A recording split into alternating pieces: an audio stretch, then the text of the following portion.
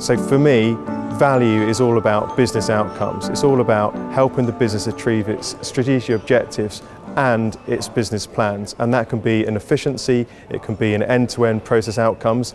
Interestingly, with global business services, we're seeing people look far beyond the traditional back office functions, and they're looking at things like ability to flex, ability to absorb a new acquisition quickly, ability to use the asset they've got in global business services to go into a new market, have favourable contracts with governments, help with social mobility, help with the social responsibilities that they have in different countries. So there's a lot more to global business services than simply running an efficient and effective function or back office shared services operation.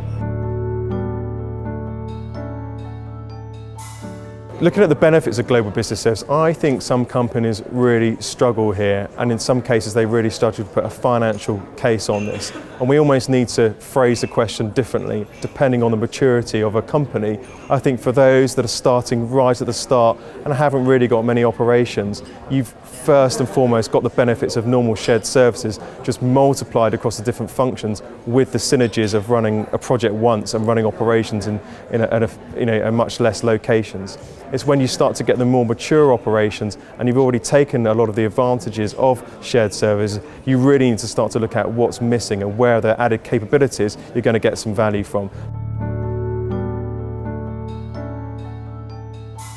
Shared service centre organisations move into global business services are often doing that for many more reasons than just pure cost savings or performance improvement. And the key question is what are you after for your business? Defining from a CEO or senior leadership what they want from global business services can really shape your delivery model you're going to go after.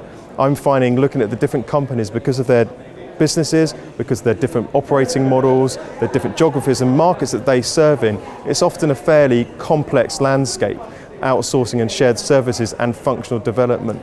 And trying to see through all of that and put all the pieces together is quite a hard thing to do. And the best way to do that, in my view, is the start of what you're trying to achieve. Set out your ambition, whether it's efficiency, whether it's performance, whether it's other strategic areas of value, end-to-end performance, flexibility, integration or independence from your front office. Set that out, be very clear what you're trying to achieve, and then define a global business services operating model that works for your organisation in your culture with the way power works.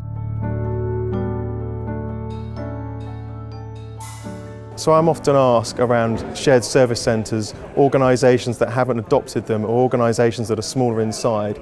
Global business services seems a million miles away for us. Is it worth looking at that? And for me, I think there are benefits and principles of global business service that can be applied across all shared services operations, whether it's the sharing of methods of tools, whether it's the collaboration and just learning from one another, they all do apply. And indeed, when we have those conversations with the companies, they can see that there's benefits to go after.